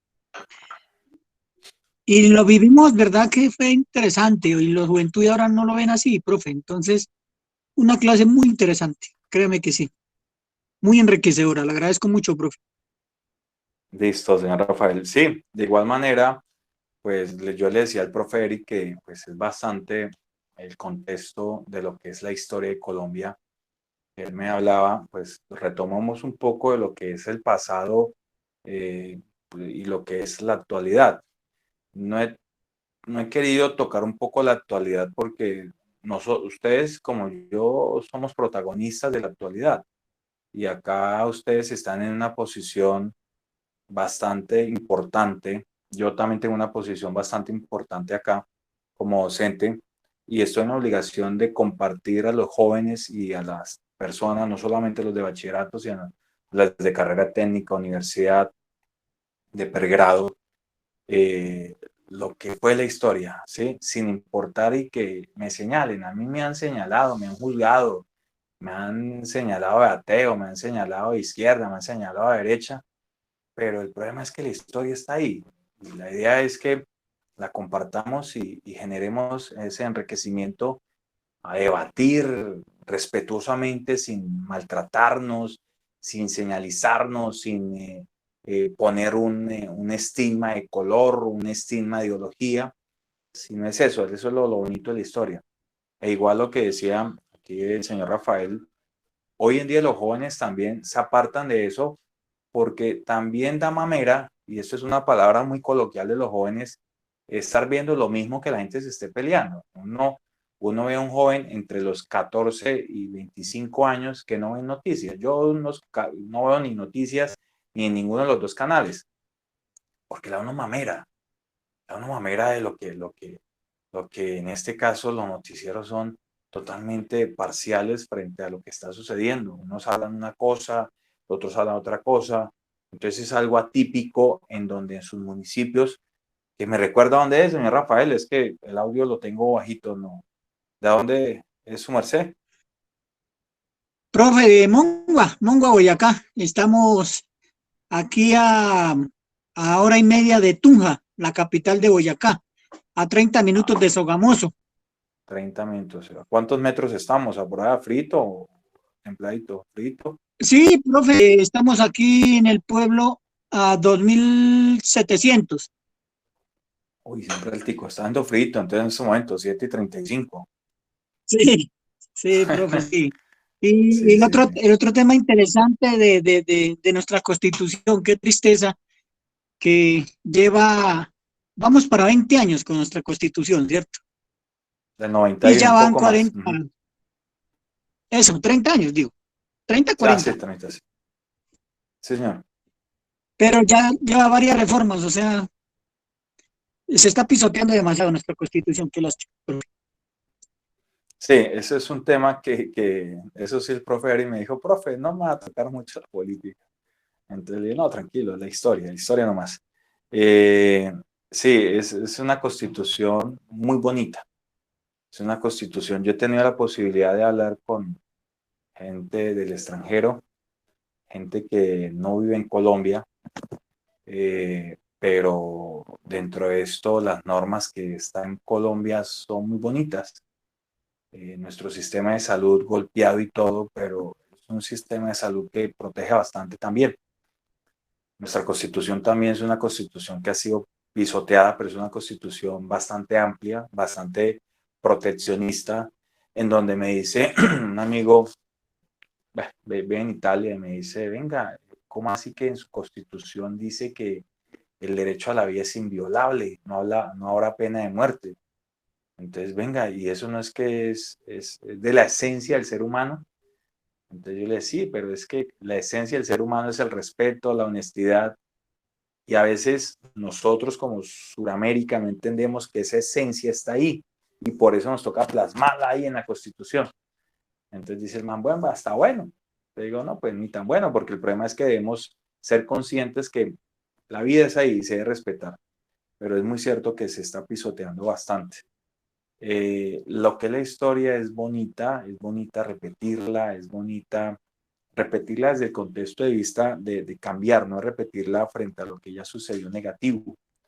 Hay hechos muy bonitos en donde Colombia ha demostrado que puede cambiar. Y como les había comentado, hoy en día los que ustedes están representando, las instituciones y los grupos que ustedes están representando, más del 60% fueron elegidos porque la gente de los que ustedes reemplazaron, la gente estaba mamada. Aquí en Villavicencio son 19 concejales, de los 19 concejales repitieron apenas 5, o sea, 14 llegaron nuevos, 14 ¿de qué? De los 19. Y 5 están repitiendo, ¿listo? Entonces eso quiere decir que la gente también estaba mamada de hace 4 años, de hace 8 años, uno siempre miraba el mismo muñequito, del muñequito ahí, y el tipo decía, bueno, es que este man como carajos dura 4, 8, 12 años y nunca hace nada. Esperar que ese contexto de política cambie en Colombia, ¿listo? Lo otro es, señores, y en este caso Sandra, no sé si se desconectaría, que es la única mujer que nos está acompañando, Sandra Carolina Mendoza, no sé si se conectó del WhatsApp de alguien o porque directamente está conectada del Google de alguien, bueno, en fin. La participación de las mujeres también ha crecido. Hoy en día la mujer tiene un rol muy importante, la respeto bastante, me gusta trabajar con mujeres, son muy disciplinadas. Tengo mi empresa, dentro de la empresa la gran mayoría son mujeres, son muy disciplinadas, son muy honestas. Dentro de este contexto, la mujer es organizada administrativamente y son muy berracas, carajo. Dentro de esto son madres, son amigas, esposas, y fuera de eso son jefes y trabajadoras. Y las admiro porque yo en los zapatos de ellas, yo no lo puedo hacer. Si soy jefe de la empresa, soy jefe de la empresa. Yo de la casa me desconecto, que en ocasiones es un error porque uno tiene que estar conectado en la empresa, el trabajo, la familia, mi hija, mi esposa, pero uno se desconecta mientras uno a la mujer, a esta niña que está trabajando, ella está pendiente del niño en el colegio, está pendiente de qué está sucediendo con su esposo, de su hermana, de su mamá, entonces tiene esa capacidad y por eso las admiro y por eso independientemente las personas que integran mi parte laboral, todas son mujeres porque son muy berracas. Lo otro es que viene una época bastante complicada en Colombia, que viene siendo la época de 1930 hasta 1956, una época que aparece, bueno, Gabriel García Márquez, aparece también Jorge Luis Gaitán Ayala, un tipo de una ideología diferente, un tipo que quiere cambiar a Colombia, pero es una piedra en el zapato para los liberales y conservadores. Al pobre señor Roa, que lo señalaron, venga, usted es el asesino, y lo golpearon y lo llevaron a Plaza de Bolívar, y más adelante se convirtió como el Bogotazo. Ahí en Bogotá, en la séptima con Jiménez, aparece la placa de Jorge Gaitán, donde fue asesinado por el señor Roa. Pero Gaitán era un tipo bastante pintoresco socialmente, porque era un tipo aguerrido, un tipo que tenía poder de convocatoria. En febrero de ese mismo año, ¿cierto? Unos días antes de organizar la Organización de Estados Americanos aquí en Bogotá, invitaron a todas las personas, integrantes de partidos liberales y conservadores, a la Plaza de Nariño, al Congreso de la República, y el único individuo que le invitaron fue a Gaitán. Sí, o sea, eso quiere decir, no liberales ni conservadores querían al pobre Jorge Luis Gaitán. Es el tipo, venga, hagamos una protesta del silencio, y a través de unas antorchas convocó a más del 30% de la población votante de Bogotá. Hoy en día la Plaza de Bolívar se llena con 90.000 personas. Y eso que Bogotá hoy en día son casi 9 millones de habitantes. En ese momento tenía tan solo un 20% de la población de lo que es Bogotá hoy en día. Y este tipo, desde el balcón, empieza a hablar y convoca a más de 70.000 personas, tipo 7:30, por ahí hay una grabación histórica en internet, la marcha del silencio, la marcha de la antorcha, y es una breve exposición de lo que él quiere para Colombia. Dentro de este contexto, pues era una piedra en el zapato. Si usted le pregunta a los liberales y conservadores de ese momento, por Dios, ¿listo? Si usted le pregunta, bueno, liberales, ¿quién era Gaitán? Tipo que aquí no lo queremos. Conservadores, ¿quién era Gaitán? Un tipo que es de izquierda, es comunista, tipo es socialista, ese tipo, ese señor no nos interesa. Entonces, la muerte de Gaitán desfavorecía a los liberales y conservadores, ¿sí? Muere Gaitán 9 de abril de 1948, viene la época del Bogotazo, ustedes conocen esa historia, y los muchachos también la han escuchado y la han leído. Viene la época de la violencia, el Frente Nacional, los presidentes del Frente Nacional, presidentes que hoy en día sus nietos, sobrinos y sobrinos nietos han sido los presidentes actuales. De la misma línea de hace 20, 30 años, hoy en día seguimos eligiendo a los mismos gobernadores del mismo linaje hace 30, 40, 50 años. Es algo absurdo, y no quiero decir palabrotas porque normalmente lo digo. Entonces, los colombianos somos así, y somos idiotas, y nos dejamos convencer, y sale uno y convence al otro, y el otro lo dice. Y más aún que estos aparaticos a través de redes sociales, alguien monta un meme y la gente lo cree y comparte, y la gente piensa que lo que está compartiendo es una realidad. Es una mentira, es una falacia, es un fake news, una noticia falsa. Pero bueno, en fin, matan a Gaitán, y Gaitán se convierte como ese líder, esa imagen que los pobres trabajadores y los campesinos miraban como el Salvador, porque Colombia estaba hundido con la Constitución de 1886, una constitución retrógrada, una constitución del siglo XIX, una constitución que debería ser reformada a fondo, pero que los gobernantes no querían. Que los gobernantes hoy en día no quieren que las personas estudien, no quieren que las personas que se capaciten y que piensen. Entonces, esta constitución de 1886 fue modificada en una estructura en donde las mujeres pasaron a hacer un papel importante políticamente, porque a partir de 1956 eligieron a los gobernantes. Y de ahí viene la creación de los grupos guerrilleros, paramilitarismo, hay un libro bastante pintoresco de Gustavo Álvarez García Sabel, que dice Cóndores no se entierran todos los días. Ustedes lo van a leer si lo pueden leer o, en fin, o encontrar una situación muy pintoresca de lo que estaba sucediendo. Hay otro libro de Álvaro Salomón Becerra, El pueblo nunca le toca. Hay dos amigos, Baltasar y Casiano, y narra todo lo que sucedió hasta 1984-85. La conformación de estos grupos subversivos, paramilitares, en fin, debido a la coyuntura que estábamos librando, ¿cierto? Pues aparece el flagelo del narcotráfico, por Dios santo. Nosotros hemos como un sistema de crecimiento del narcotráfico. Esto no quiere decir de que nos podamos generar una especie de orgullo, pero pasamos de una etapa de la marihuana, de la coca, de la hoja de coca, cocaína, heroína, y entonces hemos evolucionado en lo que es el contexto de las drogas, a tal punto que los grupos subversivos observaron que podían enriquecerse, ¿cierto?, a través de las drogas, que podían eh, protegerse económicamente a través de las drogas. Y ahí viene el flagelo del narcotráfico, ¿sí?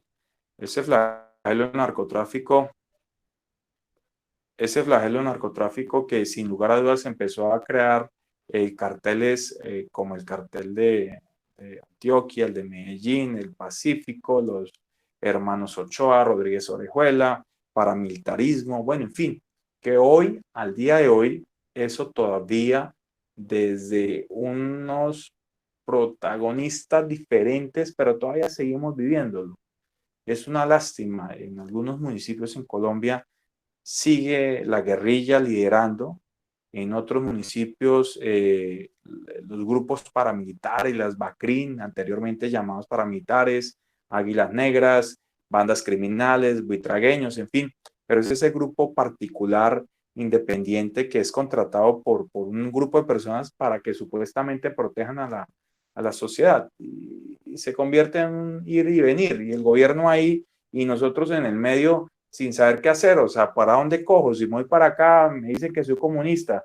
Si voy para allá, me dicen que soy de derecha. Entonces queda uno ahí metido en el medio y los medios de comunicación tampoco ayudan porque empiezan a estigmatizar a los pobres idiotas que estamos en el medio a pensar diferente. ¿Y usted quién es? Entonces, en ese contexto y estalla la crisis social y se crea la Constitución de 1991. Es una constitución que su artículo número 1 es una palabra hermosísima que dice Estado Social de Derecho.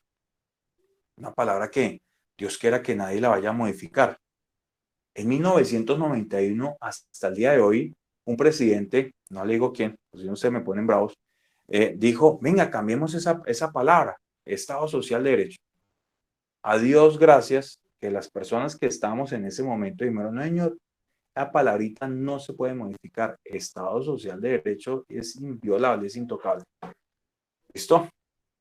Y hoy, pues tenemos nuestra Constitución, nuestros derechos fundamentales, la acción de tutela, la división del poder. Dentro de esto aparecen las ramas del poder, la rama legislativa, judicial. Y hoy, como país, como Colombia, es un país que debe crecer para bien.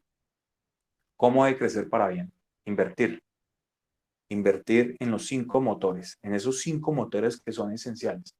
Si nos comparamos con Noruega, si nos comparamos con Holanda, con Alemania, 5 motores importantes. Lo que es la educación es importante. Si ustedes se ponen a ver los centros académicos en Alemania, son centros académicos grandísimos. La salud, hay que invertir en la salud, hay que invertir en los servicios públicos, hay que invertir en nuestra infraestructura vial, ¿cierto? Y directamente hay que invertir en vivienda. Esos 5 motores generan un cambio grande en nuestra sociedad. ¿Listo? No sé, pido disculpas por avanzar muy rápido frente a lo que es la historia de Colombia, un poco apresurado, el tiempo, el modo. Yo sé que el grupo es más grande, me decía el profesor Eric que en los lugares donde ustedes están, que son muy bonitos. He tenido la posibilidad de visitar Boyacá, no a todos los lugares, tampoco conozco el municipio donde nos invitó Rafael, pero en estos lugares me decía el profe Eric que hay bastantes problemas de conectividad. Siendo la ciudad Villavicencio, tenemos problemas de conectividad. Se va la bendita luz ahorita. Entonces, imagínense. Pero sí quedo muy agradecido. Gracias por invitarme. Gracias por compartir estos 120 minutos, hacer parte de lo que es la historia de sus vidas. Espero y aspiro que Dios quiera que las cosas que ustedes estén pensando para su comunidad se puedan cumplir con la ayuda de sus compañeros, concejales, con el trabajo directamente del señor alcalde, no buscando una unión maquiavélica, pero sí haciendo una especie de control político, podamos cambiar. Dentro de esto, la vida es eso. La historia es eso. La historia se construye día a día. Lo que pasó, la podemos leer, la podemos estudiar, pero no, ustedes como personas que están representando a esta comunidad o a este grupo de personas que son municipios que no superan los 15.000 habitantes, 20.000, 30.000 habitantes, ¿sí? Podamos cambiar, podamos generar ese pequeño cambio. Entonces, de mi parte, muchísimas gracias, muchas bendiciones a ustedes. De igual manera, pues, con gusto, mi teléfono, no sé, lo voy a dejar por acá, en el chat, cualquier cosa ustedes que necesiten. 320-346-3256. 320-346-3256. Mi nombre es César Augusto Cruz Villalobos y estoy atentos. ¿Listo? Entonces no sé si alguien quiere hablar, por favor.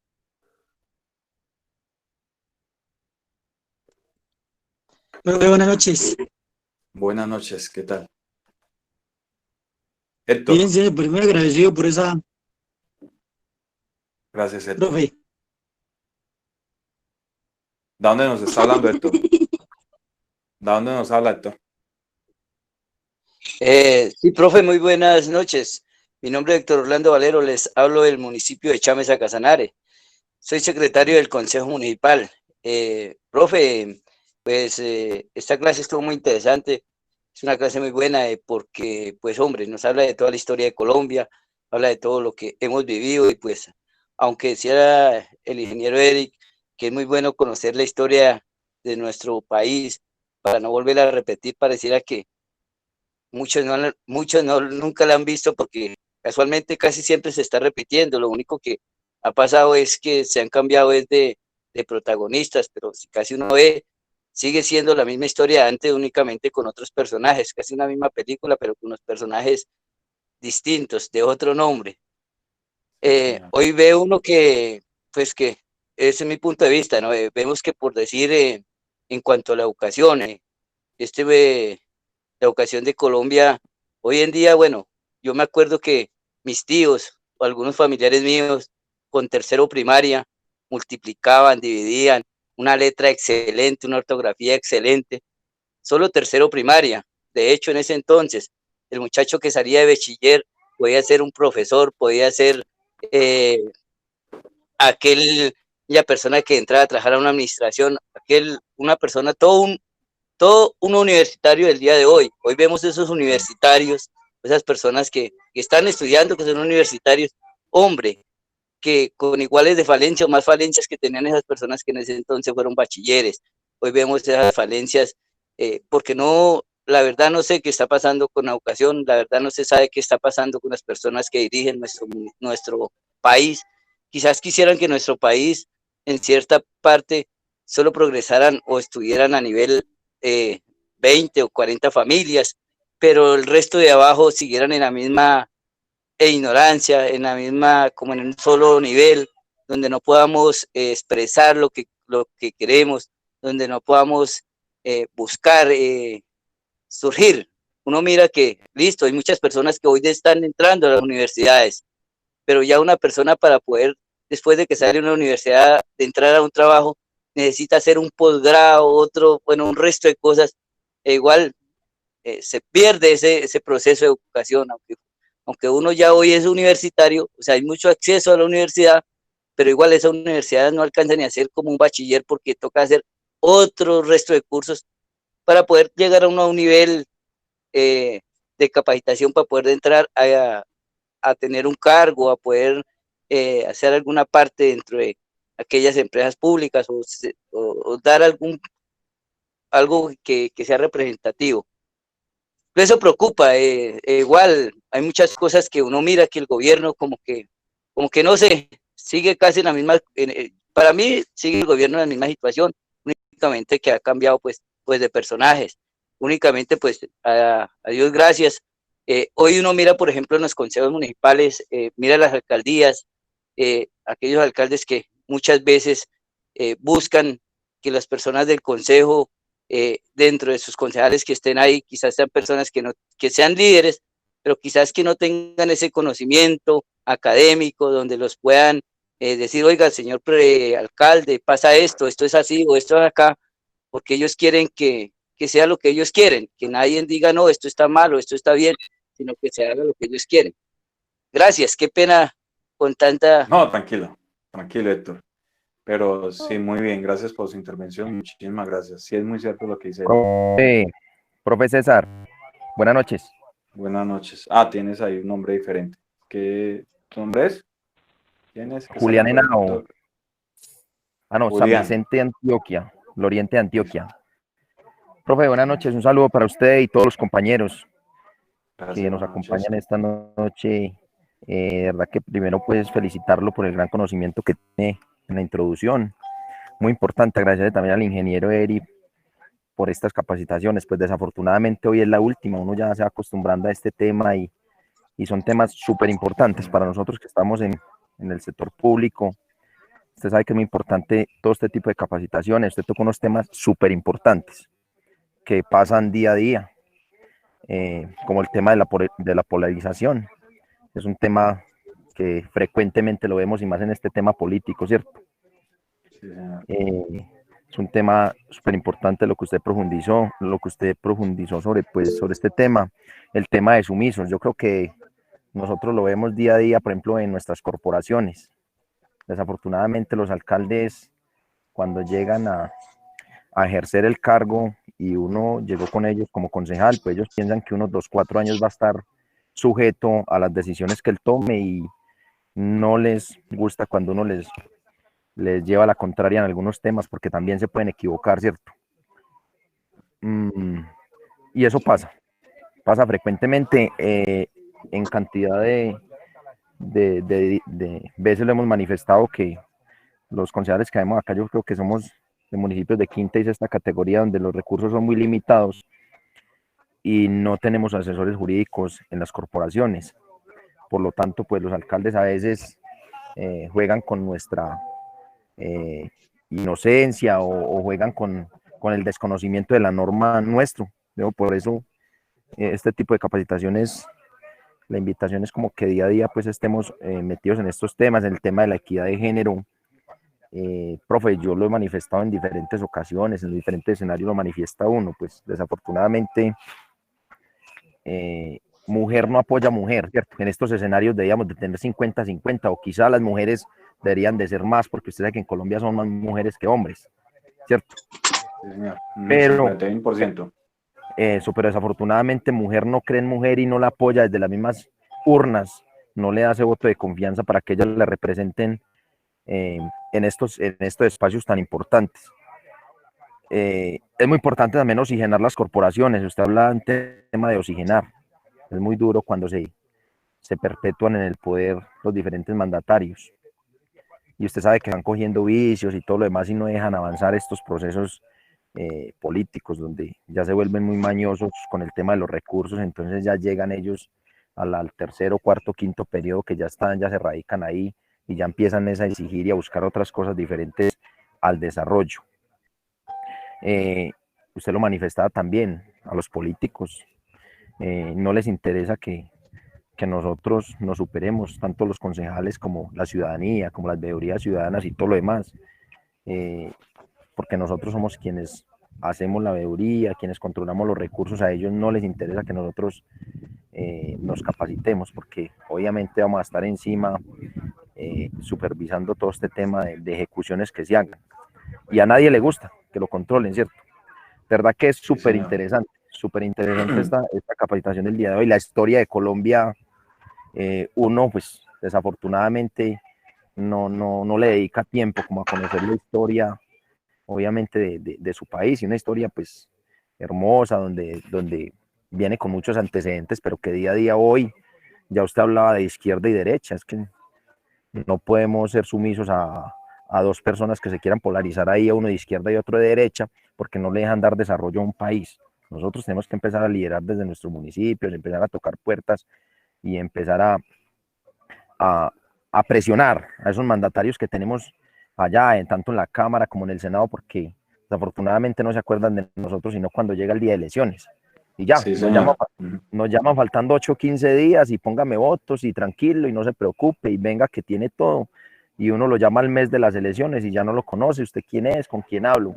Nosotros mismos somos los que estamos cayendo en los errores de estos mandatarios que están jugando con nosotros, y esperamos que día a día nosotros abramos los ojos y pensemos quién es el que sirve, no porque nos dio una moneda, sino porque le desarrolla un territorio. Por eso muchos municipios hoy están en el olvido, en el total olvido, porque desafortunadamente el día de elecciones piensan más en un mercado que le dé, en un tamal, que en el desarrollo del territorio. Eso va en nosotros mismos. Profe, por lo demás agradecerle, de verdad que el conocimiento es evidente. Un abrazo. Listo, ya. Muchísimas gracias. Dice aquí Ronald Manuel Pérez. Buenas noches, pidió la palabra. ¿Está por ahí o ya no? Ronald. Afirma, profe, buenas noches. Buenas noches, ¿qué tal, Ronald? Bien, licenciado, de escuchar esa bonita cátedra con el tema de la historia de nuestra hermosa República de Colombia. Dijo usted mismo, un Estado social y de derecho. Pues hombre, pues la historia de Colombia es algo bastante largo, pues que lastimosamente el tiempo es muy corto y pues se resumió básicamente en los temas más importantes. Pero yo pertenezco a un departamento llamado Casanare, un municipio llamado Atocorozal, y lamentablemente pues la historia de Colombia, el gobierno nacional nos ha tenido abandonados, porque de hecho inclusive Casanare tuvo el primer presidente llanero que fue, tuvimos el presidente Juan Nepomuceno Moreno, que pues hasta hace poco por ahí el presidente Iván Duque pues tuvo la amabilidad y la nobleza de venir a nuestro departamento después de que la gente pues le ha aportado mucho a ese partido con los votos, y yo creo que ustedes lo vieron por televisión. En Pobre Casanare pues se hizo una ceremonia, pero lamentablemente a los llaneros el gobierno nacional le debe mucho, ¿sí? Porque pues nosotros básicamente no necesitamos de que seamos recontribuidos la participación de... Micrófono prendido por ahí, profe. De Héctor, sí. Don Héctor, ya. Le comentaba, entonces, pues realmente el gobierno nacional le debe mucho a los llaneros, porque gracias a los llaneros pues fue donde se gestó la batalla de 7 de agosto en el puente de Boyacá, ¿sí? Inclusive Atocorozal hace parte de la historia porque fue donde también se liberó la batalla de Santa Rosa de Chile, ¿sí? En 1810, y que a través de los historiadores y personas que les ha gustado la historia y han tratado buscando que el gobierno nacional nos reconozca, ¿sí? Y pues no queremos de pronto, pues igual aquí no va a tener la solución, ¿no? Pero es algo que pues se debe contar y que es bueno de que se entere, porque pues los llanos orientales le han aportado mucho, la raza llanera, aquellos llaneros que realmente dieron la vida. Inclusive de Corozal tuvimos un hijo que perdió también la vida en esa batalla entre Támara, Casanare y Atocorozal, como fue Bonifacio Gutiérrez, pues que hoy en día pues le rendimos un homenaje a él. Y sí, la verdad, admiro a Boyacá, al departamento de Boyacá, porque sus gobernantes, hombre, han hecho un buen trabajo y han hecho respetar y han hecho valer lo que ellos le aportaron a la historia, porque hoy tenemos pues ya muchas horas en nombre de este aporte que ellos hicieron, entre el territorio, donde, por ejemplo, tienen el Estadio de la Independencia, hay muchas obras que realmente, gracias pues a los buenos gobernantes que han tenido, y que cosa que en Casanare no ha pasado, porque nosotros todavía no tenemos siquiera ni una calle, por ejemplo, que se llame Juan Nepomuceno Moreno, no existe, ¿sí?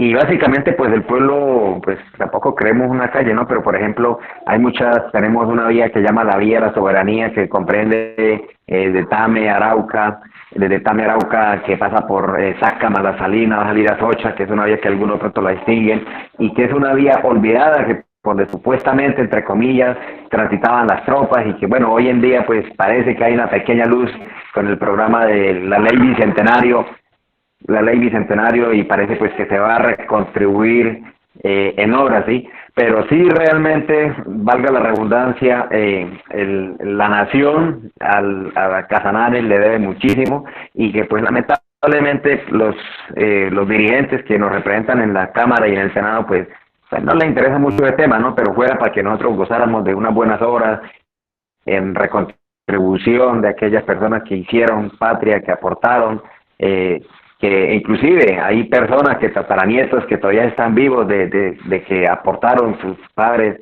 hijos que también. Entonces hay mucha historia en Casanare, y que realmente pues nosotros no hemos tenido, como sí he visto otros departamentos que sí lo han tenido. El solo hecho que Pobre, que fue la capital de Colombia por 24 horas, ahí existe un monumento ahí, pero igual, ¿de qué nos sirve, no? Entonces son cositas que realmente deberían de estar incluidos entre la historia de Colombia. Entonces pues ese era mi aporte, el licenciado César Augusto.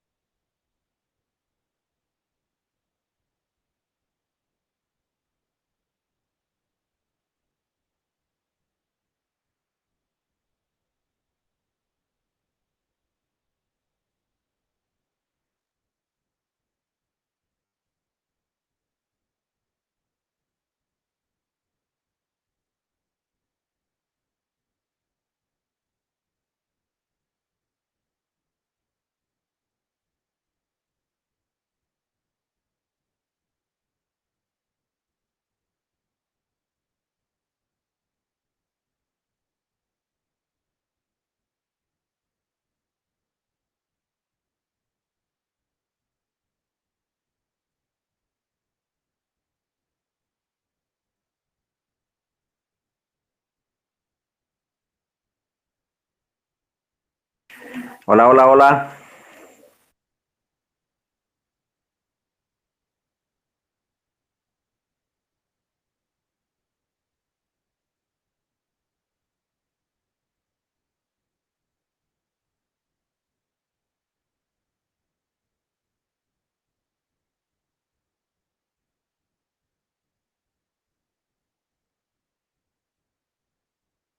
Ya, qué pena. Qué pena, otra vez. Entonces, de mi parte, muchísimas gracias. Bendiciones para todos y todas. Cualquier circunstancia está ahí. No sé si el profe Eric quiere decir algo. Está mi teléfono aquí, cualquier favor que ustedes necesiten. Ya el profe Eric da por terminada la reunión, en la conferencia y el conversatorio. Profe Eric. Sí, bueno, agradecerle al profesor César Augusto Cruz Villalobos por la exposición de cátedra de Historia de Colombia. Hemos condensado en 120 minutos de cátedra más de 200 años de historia, lo cual es un trabajo, es una labor muy ardua, de verdad. La historia de nuestro país es muy amplia, muy extensa, y como lo decía el profesor y lo decían algunos de los concejales, la historia la estamos construyendo día a día. Y eso se trata, de construir un mejor mañana, de construir una mejor Colombia, una patria grande, una patria próspera, digna y noble para todos nosotros, y que sea el legado que dejemos para las futuras generaciones de colombianos. Agradecerle también a los honorables concejales por su participación el día de hoy. Este es nuestro último clase académica como tal. El día de hoy ya cerramos lo que son los ciclos de clases. Y bueno, vamos a estar la semana que va del 11 hasta el 21 aproximadamente, haciendo el proceso de recesión de los trabajos, de las actividades que faltan por subir a plataforma, ¿sí? Igualmente el proceso de paz y salvo académico y el proceso de paz y salvo financiero. Ese es el proceso que vamos a estar realizando en los 10 días posteriores a esta clase. Muy interesante el haber compartido con ustedes sábado a sábado. Consideramos que pues las temáticas que hemos abordado son temáticas de mucho interés para todo servidor público. En el caso de los consejos municipales, de las corporaciones, son temáticas que son muy importantes. Desde lo que fue la cátedra cívico-ambiental, pasando por la cátedra de Historia de Colombia, incluyendo lo que fue la parte tributaria, la parte legal, derecho constitucional, lo que fue políticas públicas, planificación municipal, planes locales de desarrollo y de gobierno. O sea, son temáticas que son muy importantes y son fundamentales en cualquier proceso de gestión. Nosotros vamos a generar una bitácora. En la bitácora van a estar presentes los contactos, números telefónicos, correos electrónicos de cada uno de los profesionales que han participado en el proceso de formación, por si en alguno de los municipios pues requieren de sus conocimientos y de sus actitudes. Igualmente, pues la corporación, Corfané, el Politécnico Agroindustrial, pues está con las puertas abiertas para los honorables concejales y para cada uno de los municipios que ustedes representan. En esta área particular, pues estamos en el área de gestión pública, pero la Corporación Corfané y el Politécnico, la institución, pues tienen una gran variedad de procesos de formación educativa, de procesos de formación académica. Bien lo de ser profesor, que van desde lo que es un bachillerato, un proceso de formación de bachillerato, hasta lo que son procesos universitarios. Entonces, esa es la gran variedad y esa es la gran riqueza que tiene la institución a nivel académico. Otra vez agradecerles de verdad por la presencia. Hemos contado con la presencia de municipios de todo el territorio de la patria colombiana, lo cual nos llena de alegría, lo cual nos llena de orgullo y de satisfacción. Saber que desde Villavicencio, pues estamos comunicándonos con Boyacá, con el Casanare, con Caquetá, con Caldas, con Antioquia. Eso de verdad nos llena de satisfacción. Incluso con el departamento del Meta también, con la Macarena, que consideramos que es un tesoro, la octava maravilla, como dicen los concejales de la Macarena, la octava maravilla del mundo. En el caso de Caños Cristales, que es un patrimonio natural del país. Entonces, muy agradecidos por su presencia, por su participación, y a lo largo de la semana estaré comunicándome para ponernos al día con respecto al envío de la parte académica, para afinar también detalles con respecto a la documentación, aunque ya la mayoría tiene la documentación consignada para lo que es el proceso de certificación. Y bueno, en el caso de la Cátedra de Historia de Colombia, el proceso de validación académica va a ser a través del ensayo académico, que ha sido una modalidad que hemos desarrollado, bien sea modalidad escrita, video ensayo o audio ensayo. Entonces, muy agradecidos por su participación el día de hoy. Agradecerle de nuevo al profesor César Augusto Cruz Villalobos por la charla del día de hoy.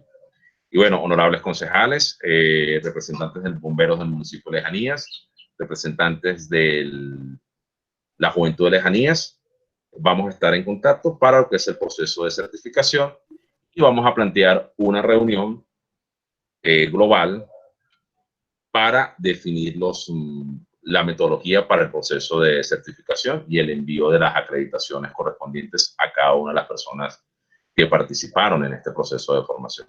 Muchísimas gracias a todos y estamos en comunicación permanente. Que tengan un feliz fin de semana, un feliz sábado. Listo, Gracias. Licenciado Eric. Gracias, Muchas profe. gracias a todos. Dios los bendiga. Gracias. Gracias, profe, gracias. Listo, gracias. Gracias, ingeniero, muy amable. Gracias.